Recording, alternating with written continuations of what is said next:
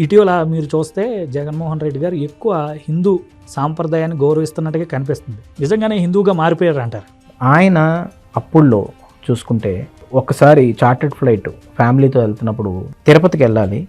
విజయవాడ నుంచి హైదరాబాద్ వచ్చి హైదరాబాద్లో ఫ్లైట్ ఆగి కొంతమంది దిగిపోయి మళ్ళీ తిరుపతి వెళ్ళారు. అన్ని మతాల వాళ్ళు అన్ని చర్చికి వెళ్తున్నప్పుడు, ఈద్కి వెళ్తున్నప్పుడు, అన్నిటికి వెళ్తున్నప్పుడు మీరు కూడా ఆ సాంప్రదాయాన్ని గౌరవించి ఆ విధంగా ప్యూర్గా చేయాలి. అంతేకాని ఈరోజు ఓడిపోయిన తర్వాత హిందూ ఓటింగ్ కావాలని చెప్పేసి ఆ విధంగా చేయడం కానీ, క్రిస్టియన్ ఓటింగ్ని అట్రాక్ట్ చేయాలని ఈ విధంగా చేయడం కానీ, ముస్లిం ఓటింగ్ చేయాలని ఇంకోలా చేయడం కానీ అలా చేయకూడదు. అది ఆయనకు అర్థం కావట్లా. ఈ రోజుకి నా క్వశ్చన్ ఏంటంటే, విజయవాడ అమ్మవారి గుడిలో సింహాలు ఏమయ్యాయో ఎవరికి తెలియదు. ఈ రోజుకి మీకు తెలీదు, నాకు తెలియదు, ఎవరికి తెలియదు.